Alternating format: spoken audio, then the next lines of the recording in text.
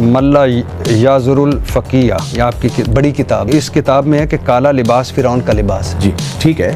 بھٹی صاحب آپ پہنچے ہیں شہنشاہ نقوی کے پاس اور سوال داغ دیا کہ کالا لباس فرعون کا لباس ہے۔ اس پر شہنشاہ نقوی نے کہا کہ مکروہ ہے، عام طور پر اس کو نہیں پہننا چاہیے، عادت نہیں بنانی چاہیے، کیونکہ آپ علیہ السلام کی سنت سفید لباس ہے، حضرت علی رضی اللہ تعالیٰ عنہ کی سنت سفید لباس ہے، لیکن غم کی علامت ہے، اس لیے غم کے دنوں میں پہننا جائز ہے۔ ذرا سنیے کیا کہتے ہیں۔ آپ کی بڑی کتاب ہے، اس میں کالے کپڑے پہن کے نماز پڑھنا مکروہ ہے؟ نہیں، اس کتاب میں ہے کہ کالا لباس فرعون کا لباس۔ جی ٹھیک ہے۔ خانہ کعبہ کے پردے کو کیا کریں گے آپ؟ خواتین کے کالے چادر کو کیا کریں گے؟ نہیں، اس کی مراد کچھ اور ہے۔ اچھا، میں عرض کر رہا ہوں، جی جی، اس سے مراد کچھ اور ہے۔ کالے کپڑے جو عادت بنا لے، اپنے کالے کپڑے جو اپنا مزاج بنا لے، اپنا لباس، کیونکہ نبی مکرم کا لباس صلی اللہ علیہ وآلہ وسلم کا جو لباس ہے وہ سفید لباس ہے، مولا علی علیہ السلام کا جو لباس ہے وہ سفید لباس ہے۔ شخص ان ساری چیزوں کو ہٹا کر کہ نہیں صرف میں یہی لباس پہنوں گا اور ہر حال میں یہی پہنوں گا، اس کی مذمت میں کالے کپڑے اور کالا لباس اس کی مذمت میں آیا ہے۔ خاص طور پہ نماز کی حالت میں مکروہ قرار دیا گیا، مگر یہ حکم کلی ہے۔ حکم کلی کیا ہے کہ کالے کپڑے پہننا نماز کی حالت میں عام طور پہ پہننا، روزانہ پہننا، ہمیشہ پہننا اور صرف اس لباس کو اپنانا یہ مکروہ ہے۔ لیکن حکم کلی پر ایک حکم خاص آئے گا، ایک حاکم حکم آئے گا، اور وہ یہ کہ یہ لباس استعارہ ہے غم اور سوگ کا، اس کے ذریعے سے لوگ پہچان لیتے ہیں کہ اس وقت یہ غم میں ہے۔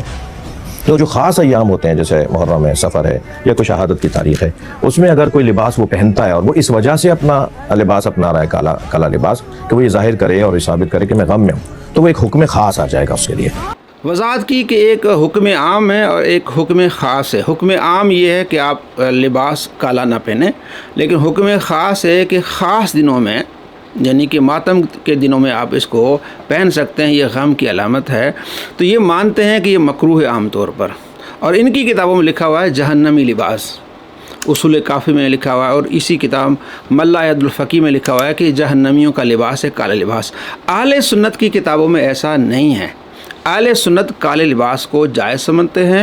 آپ صلی اللہ تعالیٰ علیہ وآلہ وسلم نے سیاہ امامہ باندھا ہے، ہم پہنتے ہیں، سنت سمجھتے ہیں۔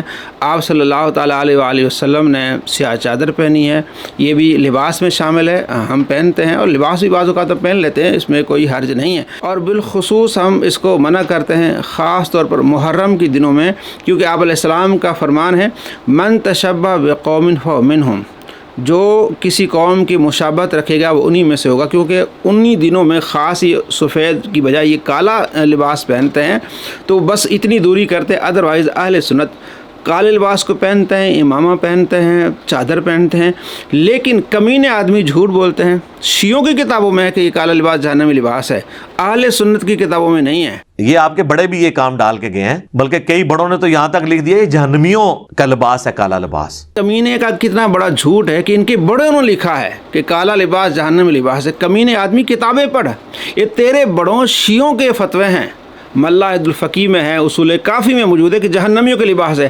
اہل سنت اس کو جائز سمجھتے ہیں، پہنتے ہیں، اور آگے جھوٹ باندھ رہا ہے کہ بریلوی کالی پگڑی سے بغض رکھتے ہیں، لعنت ہو تجھ پر۔ اور میں بریلویوں سے پوچھوں گا یہ جو آپ کالی پگڑی سے اتنا بغض رکھتے ہیں، یہ کالی کملی والے نعت کیوں پڑھتے ہیں آپ؟ اتنا بڑا یہ لعنتی آدمی ہے۔ آپ نے میری پچھلی ویڈیوز دیکھی ہوں گی، میں نے سیاہ امامہ ہی باندھا ہوا ہے، اب میں نے نیا لینا ہے، وہ پرانا ہو گیا تھا، تو میں اکثر سیاہ امامہ ہی باندھتا ہوں۔ مفتی راشد صاحب دیکھ لیں سیاہ امامہ باندھتے ہیں، مفتی حنیف قریشی صاحب دیکھ لیں سیاہ امامہ باندھتے ہیں، اور بہت سارے علماء آپ دیکھتے ہوں گے کہ سیاہ امامہ باندھتے ہیں۔ اس کمینے نے ہم پر یہ تہمت لگائی کہ یہ کالی پگڑی سے بغض رکھتے ہیں، نعوذ باللہ من ذالک، جھوٹے پر اللہ کی لعنت ہو۔ اتنا بڑا جھوٹا اس نے خدا پر جھوٹ باندھا ہے، خدا پر اس نے یہ جھوٹ باندھا ہے کہ اللہ تبارک و تعالیٰ کا پسندیدہ رنگ وہ کالا ہے، حالانکہ کوئی دلیل نہیں اس کے پاس۔ یہ ذرا دیکھ لیں، کالا لباس تو جس طرح کی سنت ہے نا کوئی بھی نہیں ہے۔ سب سے پہلے تو ہماری عقیدت جڑی ہوئی ہے خانہ کعبہ کے غلاف کے ساتھ، اور صحیح بخاری میں موجود ہے غلاف کعبہ نبی علیہ السلام کی بعثت سے پہلے بھی ڈالا جاتا تھا، آپ نے اسے انڈورس کیا۔ غلاف کعبہ کا رنگ کالا ہے اور اللہ تعالیٰ کو پسندیدہ ترین رنگ ہے۔ دنیا میں جتنے قرآن چھپے ہوئے ہیں ان کی سیاہی کیا ہے؟ کالی۔ آپ کے سارے حفاظ کالی سیاہی کیوں؟ یہ اللہ کا پسندیدہ رنگ ہے، کالے جیسا تو کوئی پسندیدہ رنگ نہیں ہے۔ غلاف کعبہ کا رنگ کالا ہے اور اللہ تبارک و تعالیٰ کو یہ پسندیدہ رنگ ہے۔ یہ دو حدیثیں دکھائیں، حدیثوں میں یہ نہیں ہے، حدیثوں پر جھوٹ، خدا پر جھوٹ۔ غلاف کعبہ اگر رنگ کالا ہے تو اگر کل سفید ہو جائے تو یہ دلیل بنتی ہے۔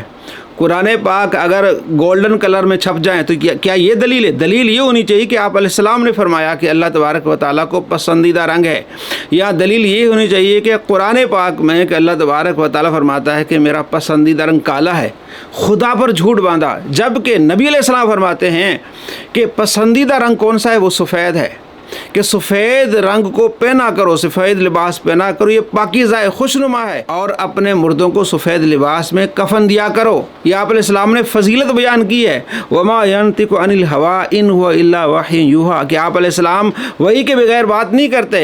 یہاں آپ ثابت کر سکتے ہیں کہ آپ علیہ السلام کو بھی پسندیدہ رنگ کون سا ہے؟ سفید ہے، اور اللہ تبارک و تعالیٰ کو بھی سفید، کیونکہ آپ علیہ السلام فرما رہے ہیں کہ پسندیدہ رنگ ہے۔ اس نے خدا پر جھوٹ باندھا کہ بہترین رنگ اللہ کو پسندیدہ کون سا ہے؟ وہ کالا ہے۔ ہم اس کا انکار نہیں کر رہے، ہم کہہ رہے خدا پر جھوٹ مت بولیں۔ آپ صلی اللہ تعالیٰ علیہ وآلہ وسلم کی سنت ہے کالا رنگ پہننا، آپ صلی اللہ تعالیٰ علیہ وآلہ وسلم کی سنت ہے ہرا رنگ پہننا، آپ نے ہرا امامہ پہنا، لیکن یہ کہنا کہ اللہ کو سب سے زیادہ پسند ہے، یہ اللہ تبارک و تعالیٰ پر جھوٹ ہے، جھوٹوں پر اللہ کی لعنت ہے۔ اس کے پاس کوئی دلیل نہیں ہے، اس نے خدا پر جھوٹ باندھا، اتنا کمینہ آدمی ہے۔ اور آگے اس کی کمینگی دیکھیں، نبی صلی اللہ تعالیٰ علیہ وآلہ وسلم جس طرح امامہ باندھتے ہیں، مسلم میں کہ آپ علیہ السلام صدل اور شملہ پیچھے چھوڑتے تھے، یہ کہتے ہیں یہ چپا ہے اور یہ صدل ہے، اس کا امامہ بھی سنت کے مطابق نہیں ہے، سنت کے خلاف ہے اس کا امامہ، یہ ذرا دیکھ لیں۔ نبی صلی اللہ علیہ وآلہ وسلم کی پگڑی کالے رنگ کی تھی۔ صحیح مسلم میں حدیث ہے، فتح مکہ کے موقع پر آپ جب داخل ہوئے تو کالی پگڑی آپ نے پہنی ہوئی تھی اور اس کے 2 شملے چھوڑے ہوئے تھے، پگڑی کے طور پر بھی آپ نے استعمال کیا۔ بلکہ صحیح مسلم میں کیٹاگوریکلی ایک اور حدیث ہے کہ نبی علیہ السلام جب جمعے کا خطبہ دیتے تھے آپ کالی پگڑی باندھتے تھے۔ سفید پگڑی بھی سنت ہے اس اعتبار سے، ہماری مین سٹریم کی کتابوں میں تو سفید پگڑی کا ذکر صحیح سند سے موجود نہیں ہے۔ المستدرک للحاکم میں ایک حدیث ہے، وہ حدیث یوں ہے کہ عبداللہ بن عمر سے ایک بندہ آ کے پوچھتا ہے یہ صدل کے بارے میں آپ کیا کہتے ہیں، جو پگڑی میں صدل چھوڑا جاتا ہے، یہ کپڑا لٹکایا جاتا ہے، یہ یا یہ؟ تو انہوں نے کہا کہ بڑی لمبی حدیث ہے، اس میں الفاظ ہیں کہ عبد الرحمن بن عوف نے ایک دفعہ سفید پگڑی بغیر اس صدل کے یعنی بغیر شملے کے باندھی ہوئی تھی، نبی علیہ السلام نے اپنے مبارک ہاتھوں سے وہ کھول کے دوبارہ سے باندھی اور اس کے لیے چپا جو ہے نا وہ صدل چھوڑا۔ پورا بھی اس طرح چھوڑ سکتے ہیں، یہ بھی ہم نے دونوں چھوڑے ہوئے ہیں، کوئی اگر کہ وہ چپے والا کی دے تو یہ ہے سر، لمبے والا کی دے تو یہ ہے، دوئے موجود نے۔ کمینے آدمی نے حدیث پر جھوٹ باندھا ہے۔ مسند احمد میں حدیث جو اس نے دکھائی ہے اس میں کیا ہے، اور پچھلی جانب 4 انگلیوں کے برابر ہے، اس کے قریب مقدار میں شملہ لٹکایا، پچھلی جانب، یہ پچھلی جانب ہے، یہ نہیں چپا اور یہ نہیں، جھوٹ باندھا اس نے آپ صلی اللہ تعالیٰ علیہ وآلہ وسلم پر، اور مسلم کی حدیث دکھا کے جھوٹ باندھا ہے۔ وہ کیا حدیث ہے یہ ذرا دیکھ لیں جو اس نے دکھائی ہے، 3312 نمبر حدیث ہے۔ اب بھی رسول اللہ صلی اللہ تعالیٰ علیہ وآلہ وسلم کو ممبر پر دیکھ رہا ہوں، آپ صلی اللہ تعالیٰ علیہ وآلہ وسلم کے سر مبارک پر سیاہ امامہ ہے، آپ نے اس کے دونوں کناروں کو اپنے دونوں کندھوں کے درمیان لٹکایا ہوا ہے، دونوں کناروں کو دونوں کندھوں کے درمیان ہے، پیچھے آپ نے لٹکایا ہوا ہے، تو شملہ بھی پیچھے تو صدل بھی پیچھے، یہ چپا خلاف سنت ہے، آپ صلی اللہ تعالیٰ علیہ وآلہ وسلم کی سنت نہیں ہے، جھوٹ باندھ رہا ہے نبی علیہ السلام پر، اس نے جھوٹ باندھا، اور اس کا امامہ خلاف سنت ہے، یہ چپا نہیں جناب علی، پیچھے آپ نے صدل بھی ایسے چھوڑنا ہے اور شملہ بھی اسے پیچھے چھوڑنا ہے، یہ سنت ہے۔ یہ جو یہاں بنا کے بیٹھا ہوتا ہے نا، یہ خلاف سنت ہے، اس کو امامہ باندھنا بھی نہیں آتا، اور اس کمینے نے نبی علیہ السلام پر جھوٹ باندھا، حدیث پر جھوٹ باندھا، اتنا کمینہ آدمی ہے، خدا پر اس نے جھوٹ باندھا۔ ایسے جھوٹوں پر اللہ کی لعنت، اور ایسے جھوٹوں سے آپ کو بچنا چاہیے۔ ہم نے آپ دوستوں کے لیے کچھ کورسز جو ہے وہ لانچ کیے ہیں تاکہ آپ ان کورسز میں شامل ہوں، علم دین سیکھیں اور ایسے فتنوں اور کمینوں سے بچیں۔ پہلا ہمارا جو کورس ہے وہ ہے صحیح مسلم کا دورہ، 10 ماہ کا دورانیہ کا ایک دورہ ہے، ہفتے میں صرف 2 کلاسیں ہوں گی، ہفتہ اور اتوار، عشاء کے بعد 1 گھنٹے کی کلاس ہے، 1.5 گھنٹے کی کلاس ہے، آپ اس میں احادیث کو پڑھیں گے، سنیں گے، سیکھیں گے، آپ کے علم میں اضافہ ہوگا۔ صحیح مسلم جو بہترین کتاب ہے اس کا ہم دورہ کرا رہے ہیں 12 اپریل سے، تو اس میں آپ شامل ہوں۔ ہمارا دورہ 3 سال کا عالم کورس، صرف نحو اس میں پڑھائی جائے گی، 4 کلاسیں تو اس میں صرف نحو عربی کی ہوں گی، اور 2 کلاسیں یہی ہم اس کو دورے میں ان کو بھی ہم شامل کر دیں گے، تو انہیں ڈبل فائدہ ہو جائے گا۔ تو اگر کسی کے پاس ٹائم ہے تو وہ 3 سال عالم کورس وہ بھی کر لے، بہت اچھی بات ہے۔ اور اگر آپ کے پاس ٹائم کی شارٹیج ہے، کم سے کم ہفتہ اور اتوار والا جو کورس ہے دورہ صحیح مسلم، اس میں آپ ضرور شامل ہوں، انشاءاللہ بہت کچھ سیکھنے ملے گا۔